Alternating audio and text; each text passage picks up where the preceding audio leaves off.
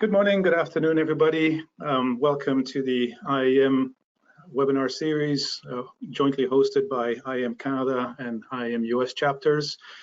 Today, we're going to be talking about asset models and modeling in general in asset management. And our guest speaker will be Stan Coleman of Copperleaf. So before we do that, Stan, if you can move on one slide.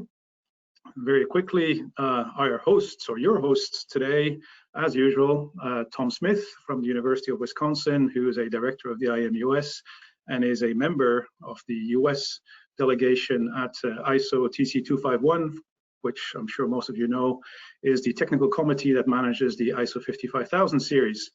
And myself, Badr Nayans from Copperleaf in Vancouver, and I'm the current chair of the Canadian chapter of the IAM and also a member of ICTC 251. Tom, do you want to say good morning to everybody, or good afternoon? Good morning, yeah, good noon it is here in the Midwest. So glad to be here and looking forward to this session on modeling. It's something of a particular interest to me, something I've spent a lot of time doing, so I'm looking forward to it. Excellent. Next slide. So very quickly, our speaker today is Stan Coleman. Now, Stan I have known for 24 years. We determined earlier today. I've worked with him for 24 years because he happens to work in the same company as I do, which is a first. Stan is, in my mind, the master of simplification, and we'll hear about that today. He can boil down very complex concepts to very simple terms. He is the Chief Technical Officer at Copperleaf, and he has been so for the last 11, 12 years. Before that, he was the head of software development at another Vancouver-based company called Creo, which was sold to Kodak in the later years. Before that, he actually did systems development in meteorology, aeronautics, and defense for a local company here called McDonnell Detweiler. He has a Bachelor in Applied Science in Engineering Physics. And like most people in British Columbia, he's an avid outdoorsman. So actually today, Stan is in the Okanagan, which is in the interior of British Columbia, in a beautiful place called the Kettle Valley, where allegedly it's extremely hot right now. So Stan, thanks for joining us from the middle of your holiday. And if you click on the next slide, Stan, we'll quickly go over the rules for the day. We have a very large audience. There's already more than 230 people online today. So clearly we cannot take verbal questions. You will find a question box in the user interface of GoToMeeting. Please use that to kind of put any questions in that you'd like to ask. We'll try to answer as many of them live. And if we don't get to your question, we'll answer it after the session through email. Please therefore also be very specific because of course we cannot get into a lot of back and forth around the various questions that are being asked. And we'd like to hear from you, of course. Ideas for future sessions, please contact either myself or Tom. And at the very last slide today, you'll have our email addresses. So with that being said, I can now turn it over to Stan. The floor is yours, Stan, and take it away. Okay, thanks, Badr. Thanks for the introduction. So I hope everyone's doing well. During my 11 years at Copperleaf, I've worked with our clients and our development team to create models for valuing investments and improving decision-making. So I'm here today to share my experiences and learn from your experiences. Here's the schedule for the hour. I'll start with a brief introduction. Then we'll talk about the models that are most relevant to investment decisions. Then I'm going to step through different asset models that I've seen used, moving from very simple ones to more complex ones. We'll pause and take a few questions at that point to give you a bit of a break from hearing my voice. Then we're going to move on to more complex issues around network models and system thinking and understanding how assets interact with each other, talk about how uncertainty can be used in decision making. Then we'll go on to artificial intelligence, machine learning, digital twins, brief summary, and we'll have time at the end for a few more questions. So starting right in, so I've been involved in designing or implementing asset models across many industries: electrical generation, transmission, distribution, gas transmission, gas distribution, water, sewage. And actually, I'm currently working on models for a rail client. And there's no one right modeling approach for every client. We certainly find ways for clients to learn from each other, and both within the same industry and across industries, but each client can be quite different, even in the same industry. You know, things that can make a difference is the quality of data you have access to, how many assets, what your regulator requirements are, different constraints you're dealing with, and as well as even your own internal processes can affect what models are appropriate. The quote on this page came from a client that we were working with recently.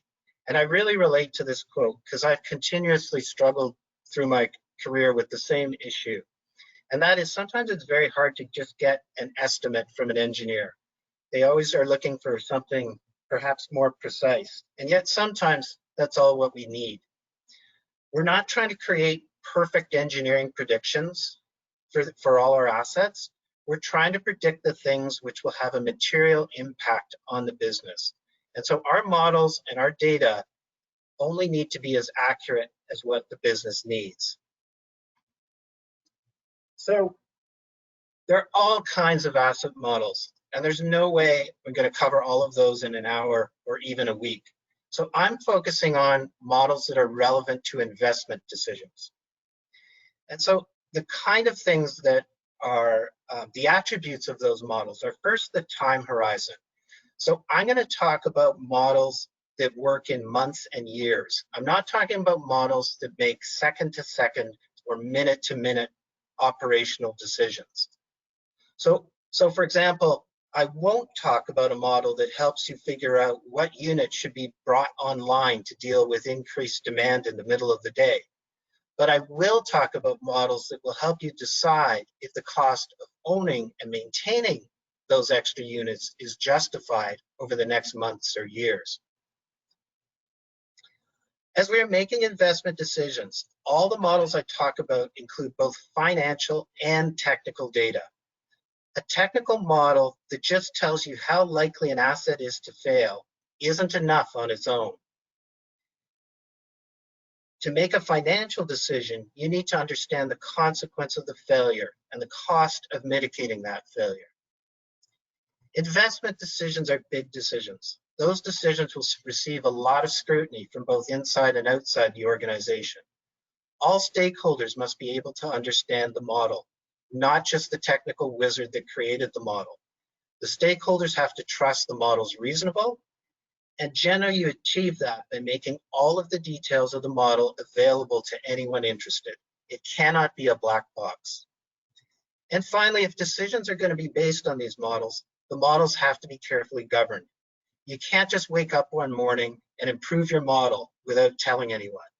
Any changes need to be articulated to stakeholders, as those changes can have significant impacts on investment decisions. So in order to make an investment decision, we need to understand the value of an investment. When I first joined Copperleaf, I went to meet with a prospective client, a utility in the northeastern United States, and they described their current process for evaluating investments. And it was a fairly well thought out and rigorous process that involved every investment under consideration being scored under various categories, and that resulted in a score for every investment from 1 to 100. But then he said, well, last year, the chief financial officer said, well, our budget only allowed us to do scores up to 66. You know, we could do the ones above 66 and the ones below 66. But what's a 66? What does that mean? Should I be spending more or should I be spending less? I just don't understand. And that really stuck with me, because that makes you realize that to actually make business decisions, a relative model isn't really enough. In order to understand the business impacts, we need to quantify all of the benefits, and that includes obviously financial benefits, but safety, reliability, and environmental benefits. So models that produce relative results can tell us if we've got a bucket of money, which asset of that type we need to invest in first, but it doesn't tell us what return we'll get if we invest in that asset class. It doesn't tell us the relative importance of one asset class versus another asset class. It doesn't tell us if it's worth investing more in sustaining this asset class, or should we invest in other projects in the organization. So all the models I'll be talking about include the quantification and monetization of benefits. So I'm going to start with the most basic model that we have used to help make investment decisions. It's a simple asset replacement model. In this model, the age of the asset is used to determine the probability of a failure. Only a single failure is considered. That would be a failure severe enough to require replacement of the asset. The consequences of that failure are included. This could include safety, reliability, environmental, public perception, or any other consequence. Each of these consequences is multiplied by the probability of failure, and those consequences are added together. The result is the total monetized asset risk. Once we understand the total monetized asset risk, we understand how much risk is mitigated by replacing the asset, and we can understand the value of the replacement. Since we understand the value of the replacement, we can compare that to the cost of the investment, and that allows us to make an investment decision. Although this is the simplest model we have used, it does calculate monetized risk, which some might view as complex. But if you don't monetize the risk, it is impossible to answer the question, how much am I willing to pay? The great thing about this model is that we usually find there is age-based failure data for an asset class. And even if that data is not available, it is possible to estimate failure rates based on the design life of the asset and the surviving population.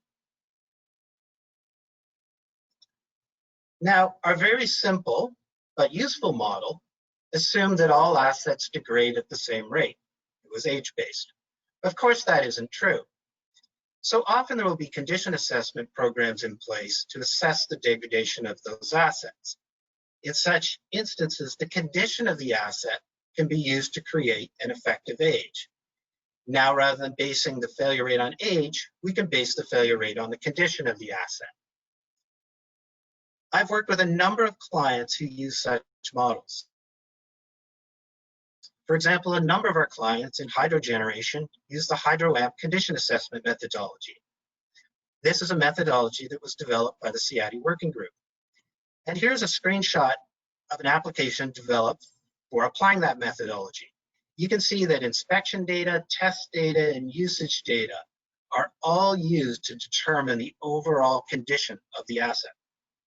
The calculation of condition can be very simple. Perhaps for a simple asset is based on a single inspection, or it can be quite complex, like in this example. Of course, the complexity of the condition assessment should be in line with the complexity and criticality of the asset. So now, our simple asset replacement model, we replace age with condition, and we get a better model. Of course, to achieve this improvement, more data is required. We need to have condition assessments for all those assets, and we need to understand the relationship between probability of failure and condition of the asset.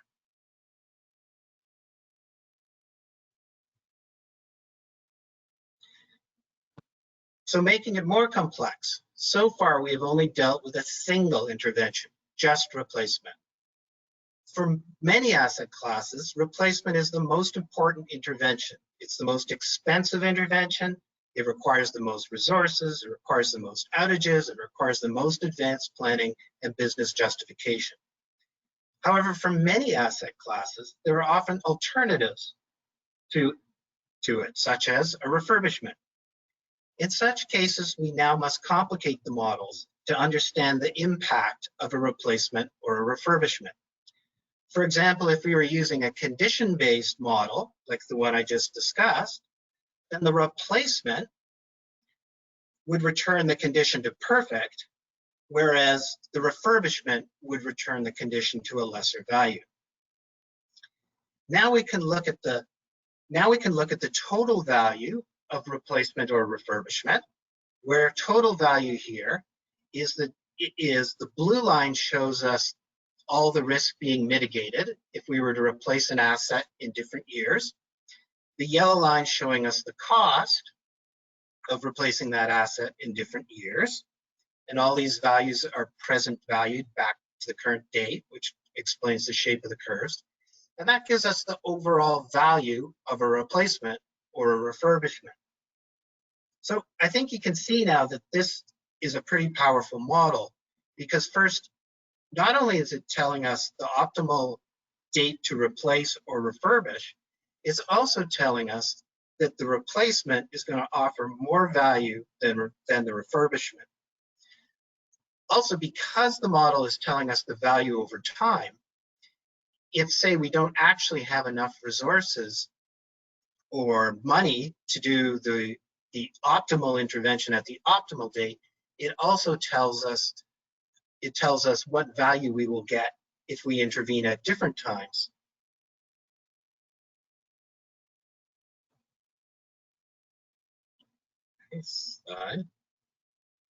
Okay, so making it one step more complicated.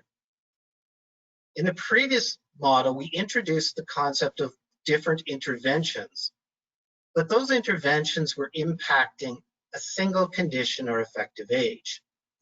Now, of course, we know that's not realistic, especially for a complex asset. What really happens is different interventions impact different failure modes. Replacing the tires on a car mitigates a different failure mode than changing the oil. Now, you could factor the time of the last oil change and the age of the tires into an overall condition score for your car, but it is more accurate to consider each failure mode independently and understand the impact of each intervention on the failure mode. So a good example of such a model comes from the UK, where a standard methodology has been developed for gas distribution networks. I'm showing you here a diagram of the model for just one of the failure modes. This is for corrosion of mains. But you can see on the left panel, there are models for different failure modes like fractures or third-party interference or joint failures. And different interventions will have different impacts on each of these failure modes. So for example, replacing the existing gas main with a new gas main will mitigate corrosion risk. But if that main is in the same location as the original one, the risk from third-party interference will not be impacted. Conversely, adding better signage will reduce the risk of third-party interference, but it won't help with corrosion. So we have to pause at this point and remember that our model is getting pretty complex now. And while it is more realistic, it is only more realistic if we have the data to support that model. It only makes sense to create such a model if we actually understand the failure rates of various interventions and we understand the impact each of those has on failure rates.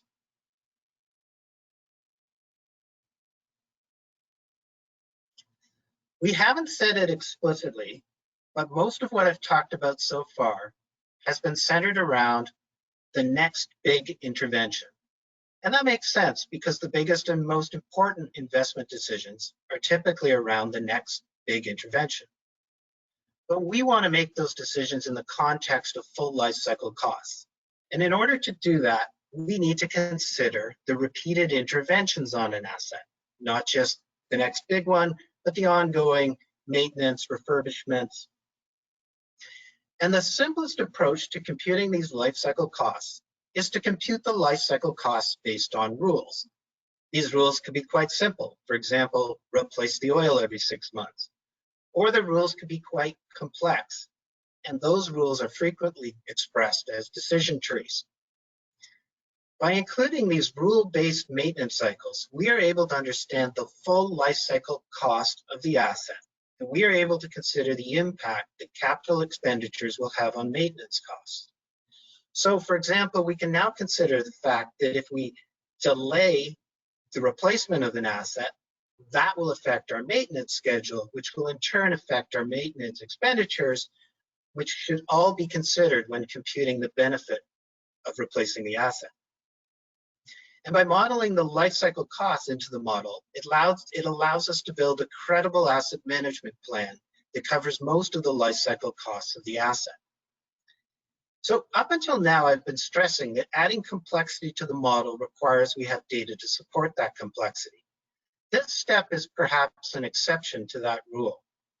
The only data required to implement rule-based maintenance into the model are knowing the rules that the organization follows and the cost of those interventions. Of course, that doesn't tell us if the rules being used for maintenance are actually the optimal rules. So while it's relatively easy to model lifecycle costs, what if I want to not only determine the optimal timing of the capital investments, but also the optimal timing of every maintenance intervention? The biggest challenge with constructing such models is that a very significant amount of data is required. Specifically, the data required is we need to understand the impact on failure rates of performing maintenance earlier or later. The challenge is that most organizations follow a fairly standard maintenance cycle, be it time-based, condition-based, or usage-based. If you wanted to determine the optimal maintenance frequency, you would have to understand what happens to the failure rates of an asset if that maintenance schedule is increased or decreased. Given that most of the time our clients follow the recommended maintenance schedule, you end up with a graph with a single data point. And collecting good data for what happens if the frequency is above or below that can be quite challenging. Now, whether or not it makes sense to collect such data depends on the business case. Electrical distribution and transmission utilities spend significant time and resources on vegetation management. And this is an example where there is significant data available that correlates frequency of vegetation management to failure rates. But it makes sense that this data has been collected because vegetation management is a huge expense to these organizations. But if you don't have the resources to either obtain or collect this data, then having a model that supports this complexity is not worthwhile. So this is something that a client told us 10 years ago. You have to improve your modeling skills and your data collection in tandem. There is no point in having an amazing model with no data or having amazing data with no model. Relating back to the previous slide, there's no point in building a model that optimizes maintenance intervals if you have no data to support that. So when is simple good enough? Generally, more expensive assets deserve more expensive models. A multi-million-dollar transformer deserves a more complex model than a much simpler asset like a section of fencing. But you will need to spend money on fencing. And if you're going to spend up a significant amount on these simple assets, it likely makes sense to have a model, a basic model, to help you understand those expenses into the future. And simple, age-based models are helpful, and they can be constructed with a basic estimate of the life and an assumption around distributions. Data almost everyone has access to or can be estimated. And we are making business decisions. So the cost of constructing a more complex model and collecting more complex data depends on how much benefit you can get from doing that. So generally, we recommend starting with a simple model based on the data you readily have available or that you can quickly collect. Then understand the business shortcomings of that model, and then start collecting the necessary additional data and constructing more complex models. Whether it makes sense to add more failure modes, or multiple interventions, or repeated interventions, or maintenance modeling will depend on the asset being considered and what business issues your organization is wrestling with. For example, does the asset class tend to degrade consistently? are there significant different interventions to be considered, or is there a single intervention that dominates? And remember, this isn't an engineering model, it's a business model. So covering 95% of the cases is probably good enough. Is this a short-lived asset and there's multiple replacements need to be considered? And are there significant gains to be made by optimizing the maintenance model? And do you have the data to support it? So with that, I'll pause for a bit and see if we've got any questions. Yes, we do. So question for you, obviously, Stan, that is, how is the total value calculated both from a risk and from a cost point of view?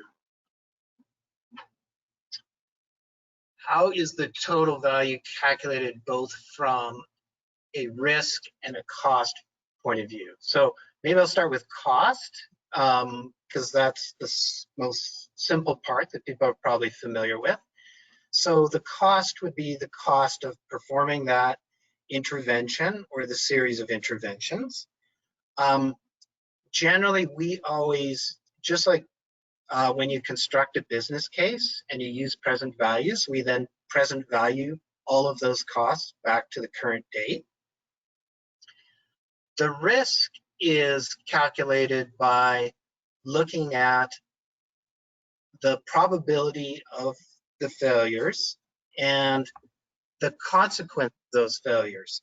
And this is, the consequence of the failures is perhaps the most complicated part, because that requires you understand the impact of a failure. So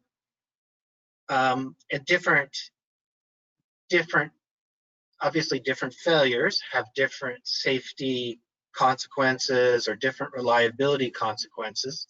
So you have to estimate or use historical data to understand the value of those.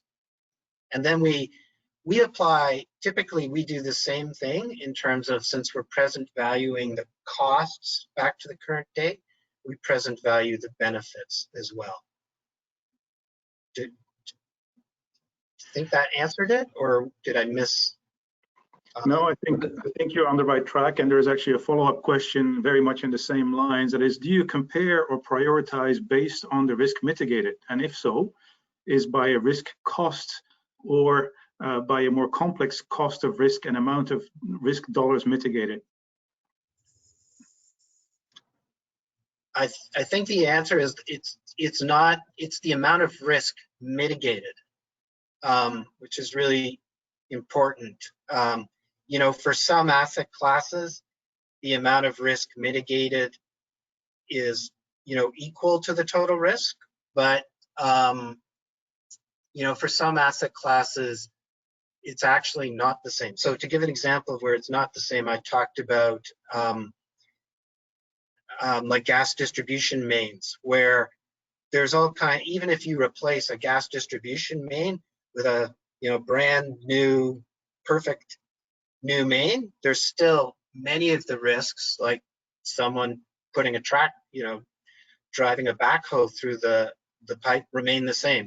There's still a real risk. So you have to count just how much risk is being mitigated, not just the total risk. Absolutely. Tom, you were going to say something. Yeah, I've got a couple questions. You know, in the one of the first slides, you showed four types of failure, four types of risk. Do you get any pushback from your clients or against monetizing some of those risks? Some of them are very straightforward to monetize. Others, you know, monetizing reputation, environmental impacts, other things, social impact. Some of that monetization requires quite a bit of judgment. Do you get any pushback against monetization, or how does that play out when you actually do it? Yeah, yeah, interestingly, I would say in the United States, we get more pushback than almost, well, literally every other part of the world. We work in Europe and Australia, and even in Canada, people are more used to the concept, I would say. Sure. One of the things we have done, though, for some clients is we just, although we quote monetize them, we still express them as risk units. And so while there is a well-known conversion between risk units and dollars, we don't actually express the mitigated risk as dollars. And I think that's actually a really good idea, because as someone said, I can't take mitigated risk to the bank and deposit it. So it is different than, so saving $1 million worth of risk isn't the same as someone depositing $1 million in your bank account. So generally we express them as risk units.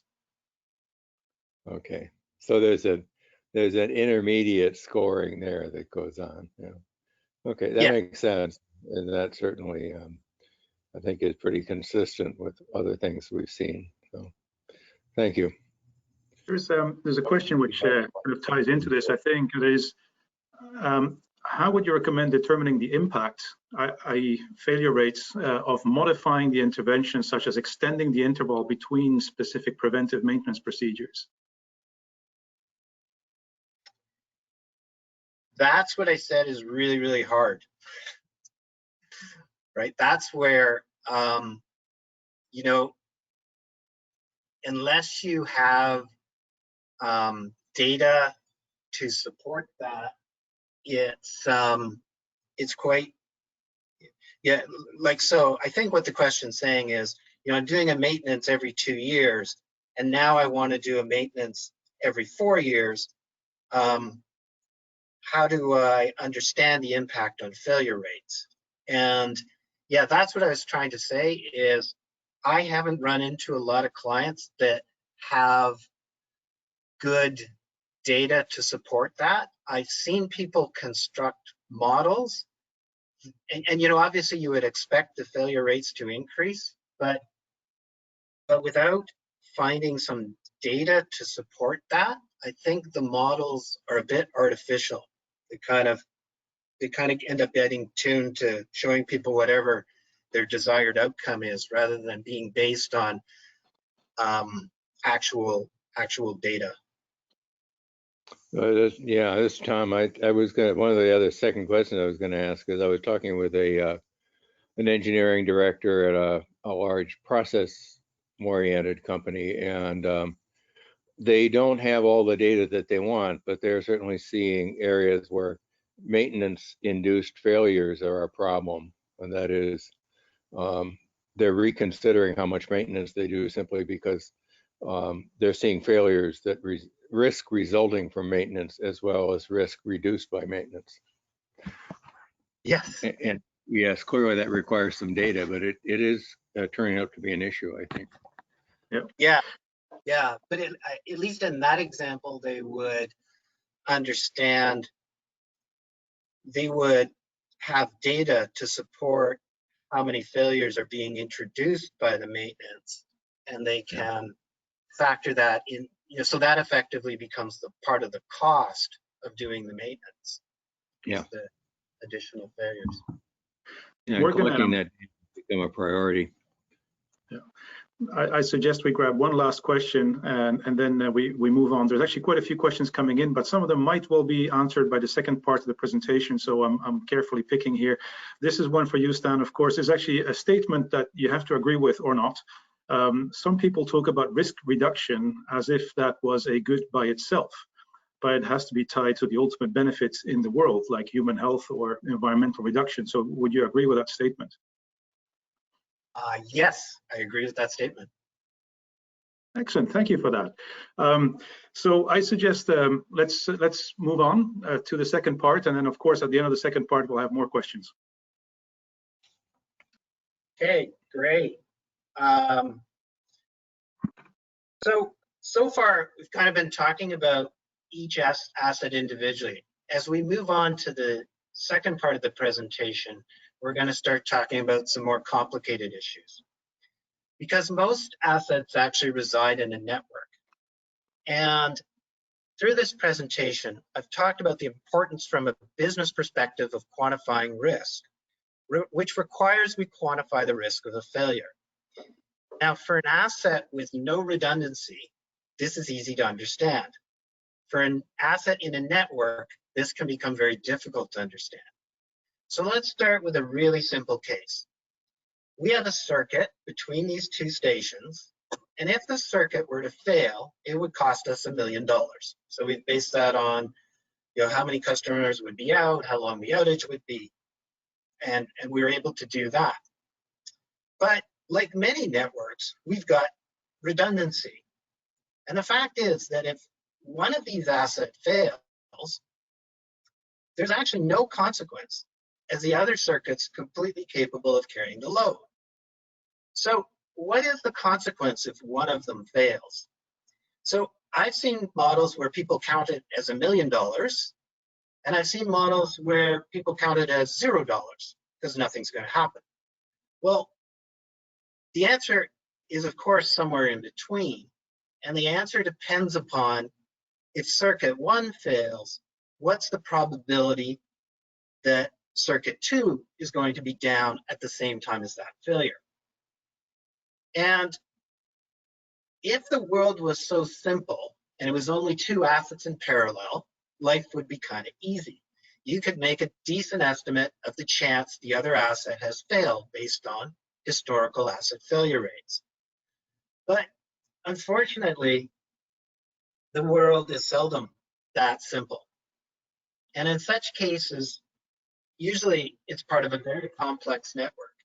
And in such cases, accurately understanding the consequence of an asset failure requires some type of network simulation.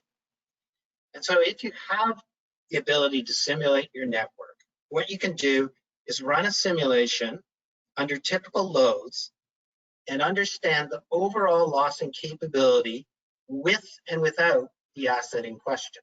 So back to our simple example, you pretend circuit 1 doesn't exist, you run your normal circuits, you run your normal network simulation, you run it with and without, and the difference between those tells you the importance or the consequence of that asset not being there.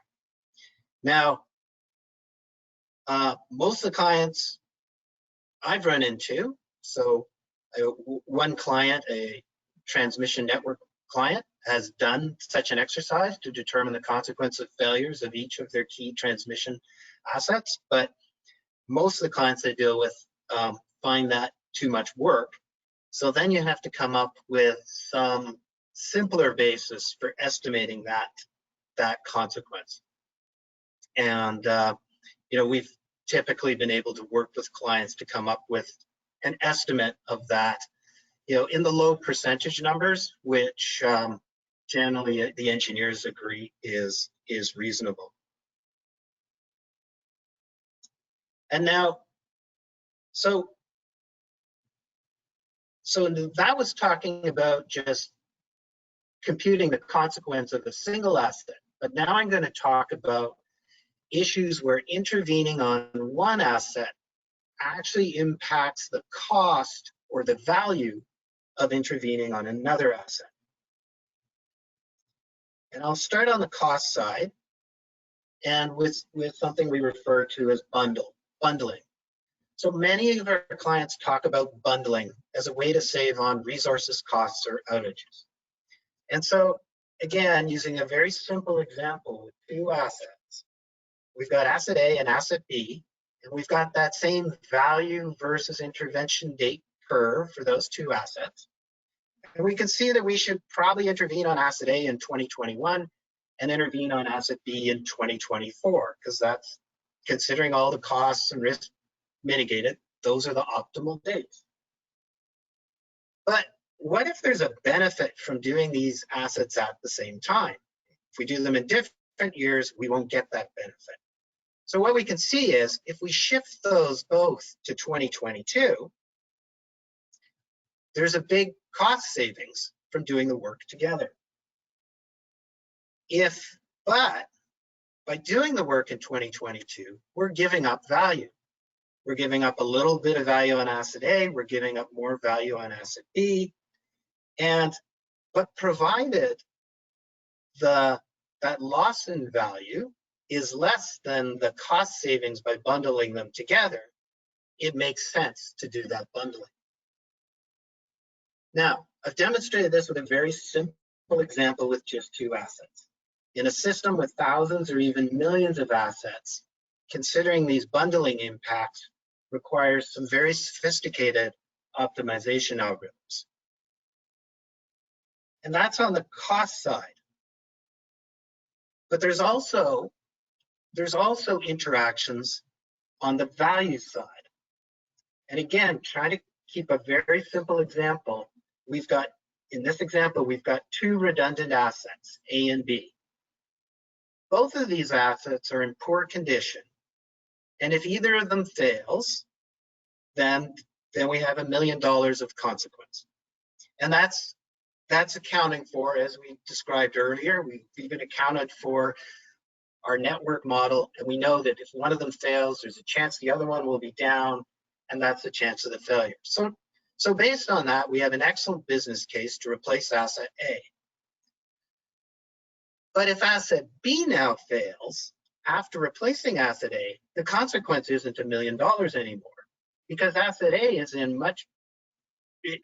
now a brand new asset. It's much more reliable, and it's much less likely that when B fails, A will have also failed. So the business case for asset B depends upon whether an intervention has already happened on asset A. And again, I've discussed this in the context of just 2 assets, but as we talk about a full network of assets, the dependencies become very complex. And if you replace, if you replace the word asset A with project A and asset B with project B, and project A is adding a new capabilities to your network, and project B is improving sustainment on some other part of the network, there may be quite significant interactions between the value you're going to get from project B may well depend on whether project A actually happened. So this clearly makes global optimizations become very complex, because you have to consider all the interactions between all of these various interventions. And this is a good point to discuss why an asset management plan really needs to be a living document, because as demands on the asset changes, as the network configuration changes, as in fact interventions are performed, as unexpected failures and events occur, the plan has to change. The priority and the value of the work changes and needs to be reconsidered. So every model we've talked about so far has uncertainty. There's uncertainty in the inputs. There's uncertainty in the models themselves. Models aren't perfect, as they only approximate the real world. And there is, of course, an uncertain future. What if there's an increase in extreme weather events? What if big projects get delayed by regulatory approvals? What about fluctuations in demand? So communicating the uncertainty in the model to stakeholders can be very helpful. Again, recognizing this is a business problem, one of the most valuable outputs we found are business outputs. And one of the things of great interest to an organization is the uncertainty in spend.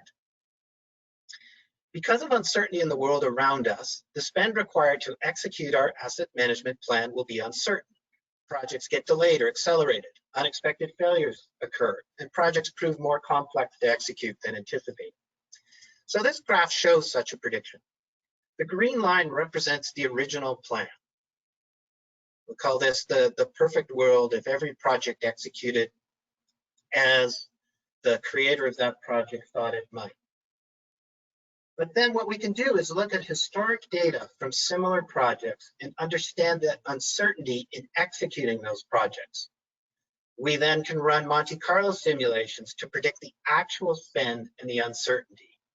So you can see For this spend prediction, you see the blue line shows us actually the predicted spend, and the gray shaded areas shows us the uncertainty around that. So we can see that actually, even though the budgeted spend in the first year was 35 million, actually it's more likely we'll spend between $7 and $18 million based on what we historically see in delays of projects.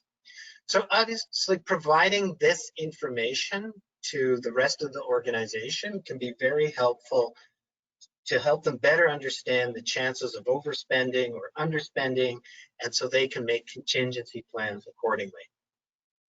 And of course, you can do the same. I'm showing predictions around spend, but you can do similar predictions around availability or reliability, or of course, resource requirements too. So moving on to the more trendy parts of the presentation. So we use artificial intelligence to solve complex optimization problems that humans couldn't possibly solve using their natural intelligence. Even with our simplest asset replacement model I described, in a network with millions of assets and a horizon of many years, finding an optimal solution requires complex algorithms in order to compute things in a reasonable amount of time. As we make the models more complex and we add in bundling and the impacts of interventions on each other, the problem becomes even more and more difficult, and artificial intelligence is required to solve these problems. We can use machine learning to improve the accuracy of our models. So the performance prediction I described on the previous slide is an application of machine learning. Historical project execution data is used as the training data in order to make predictions about future project spend.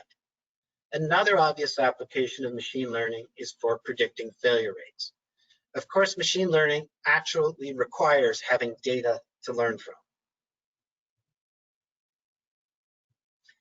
Sometimes people make a distinction between mechanistic and statistical models.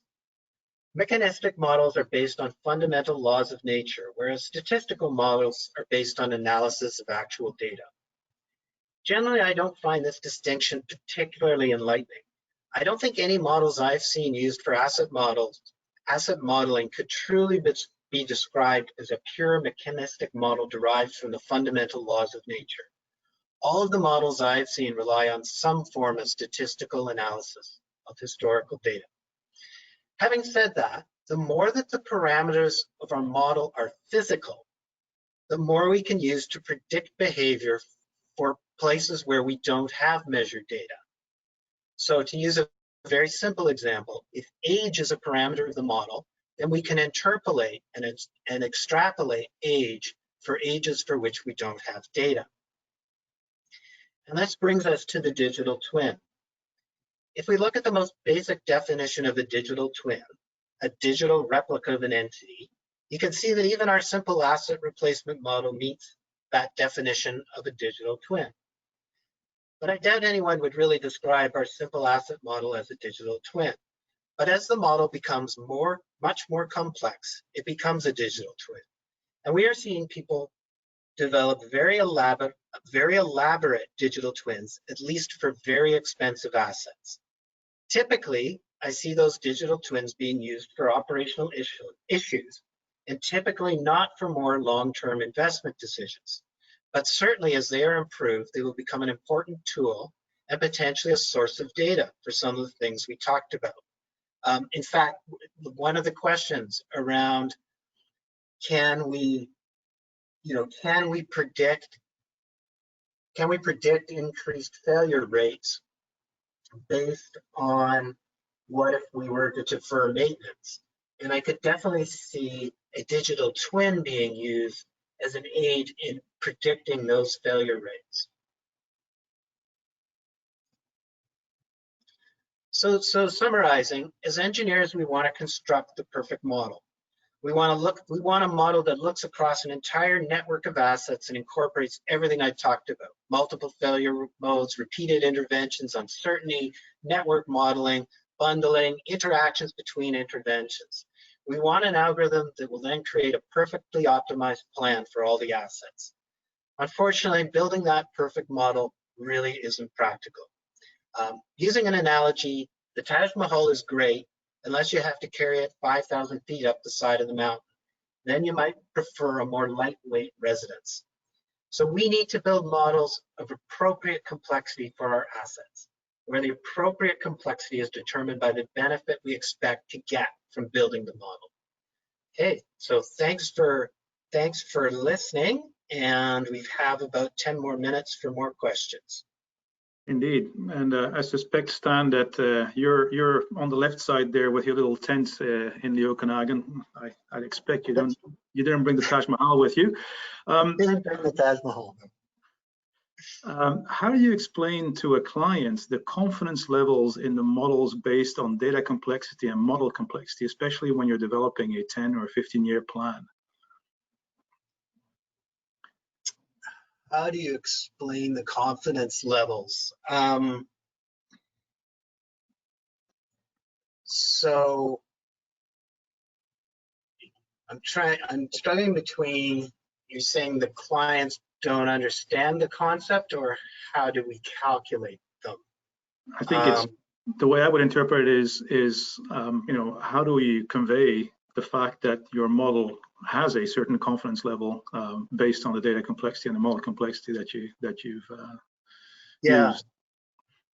So I think that's so that's a really good question. I mean, one of the things I really like, I would say our most advanced clients use feedback to their models. So, you know, they run the model 1 year, they predict things like failure rates, and then they actually look at those failure rates the next year to see if the model's, you know, in the right ballpark. And that's when you start really being able to understand the uncertainty in the model itself. Yeah, I mean, you can understand the uncertainty in inputs because you can estimate them, but understanding the uncertainty in the model itself can really only be done by, you know, comparing it to, you know, comparing predicted rates to actual rates from the model. There is a question which is maybe a bit tied into this one or has some correlation, and that is, you know, at the early stages of your presentation, you talked about age-based models, which are generally speaking linear. How do you then kind of tag uncertainty on top of that, like distribution of uncertainty for that risk? Actually, yeah. So even with an age-based model, it wouldn't necessarily be linear, because, you know, often people do have historic failure rates for assets, and so when you have that, so the relationship doesn't have to be linear between age and like probability of failure. But also, when you have that data, you do get a scattering. Obviously, it's not a perfect line. And then you do some kind of line fitting. But in that process, you actually do understand the uncertainty, at least in predicting the failure rates. True. And actually, that ties in nicely to the next question. Is, can you comment on the risks associated with having a risk model that is not well balanced with the data available? So, for example, started out with a model that is more elaborate than what you can support with your data. Well, I think you're just, honestly, I think you run a serious danger of just predicting what you want to predict. Because when you have a model that has way more parameters than data, you can really end up making the model do whatever you think is the right thing. You know, for example, I worked with a client who was using a model to predict maintenance intervals. And then when we'd run it, it would, give some answer. And then they'd say, yeah, but that's the wrong answer. We do the maintenance every 3 years. And you're like, okay, so then, we changed some parameters to put it at 3 years. But then you're kind of left asking the question, why didn't I just say do the maintenance every 3 years? Like, why am I having a model tell me something that I already know? Right. And that ties into the next question. Are the models you have referenced all custom built for your specific assets, or are there models available in the marketplace that can be modified for your specific organization? Oh, that's a big question. There are, so, I can speak, at Copperleaf, we have a set of standard models for different industries, electrical, gas, and then typically we will start with those models and then customize them to meet. Again, every client seems to have a little bit different situation in terms of what data they have or how it was collected, which often requires like tweaking some of the models for that particular instance. We work with other organizations who have models that they have developed, again, in both gas and electrical utilities. Well, this is Tom. I would say that certainly from what I'm hearing so far, the modeling techniques are known and described in the literature. The question is how you apply them, and your sequence of application, your sequence of complexity, and the balance between the data and the model, I think is a really important piece there. So it's there are the models, and then there is the business application of those models. I agree. The models can be more or less, pieces of them are more or less standard and well developed, and we teach them at the university. But actually, how you do them and what you do with them and how you get the data and so forth, all that is a business issue. No, I mean, there's nothing I'm describing in this presentation that is, mathematically incredibly difficult. I mean, some of the optimization algorithms, when you get into network stuff, is mathematically challenging, but the actual, handling multiple failure modes and, I mean, that's all been around for, I don't know, at least 50 years. So. Yeah. There's a lot of questions around monetization. Clearly, this is a challenge and remains a challenge. So I'm just going to pick one which I think is a good summary, or will allow you to give a good summary. And that is, you mentioned monetization or monetizing safety and environmental consequences. Any advice on how to approach valuation of these things in a way that regulators and ratepayers would consider credible?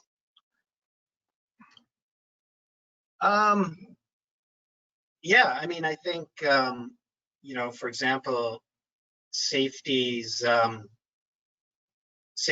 maybe one of the most controversial ones.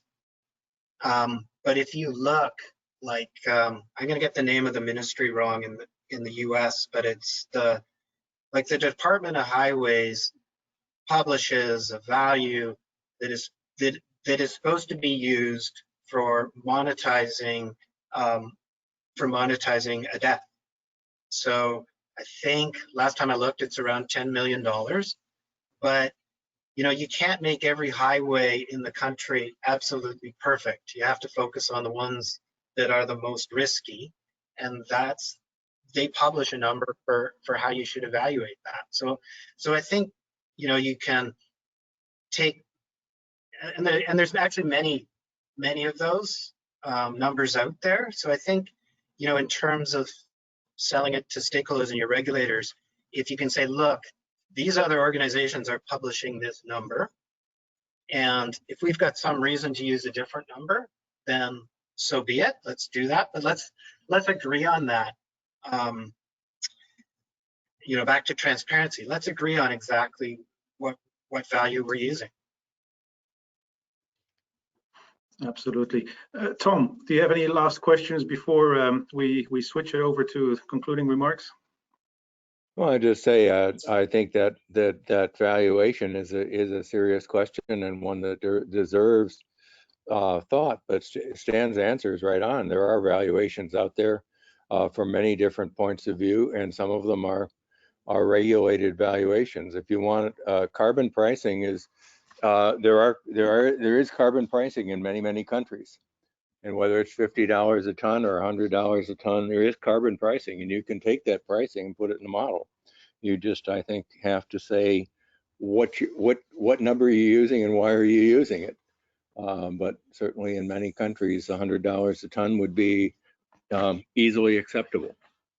So, and risk of flooding from stormwater, or risk of power outages, much of that has been quantified in ways that regulators accept. But it takes some digging, and then it takes some thought to put it all together. But I think it's been a wonderful presentation. I've thoroughly enjoyed it. Yes, indeed, and we have kind of reached the end of our hour.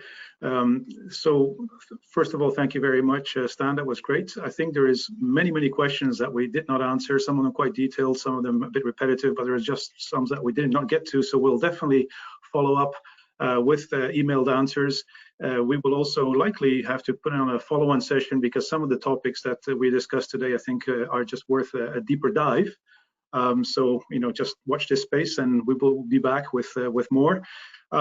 For those of you who do not know the IAM in more detail, there is, as we said at the very beginning, chapters both in Canada and the US. Please join because it's a great forum for this kind of discussions, and to actually develop further knowledge for the community in asset management. You have local branches in many cities, both in the US and Canada. Right now, most of them are a bit dormant because of the pandemic, but in normal times, we would network physically by meeting up quite often. Right now, it's more a virtual exercise, of course. But please join us and help us grow the community.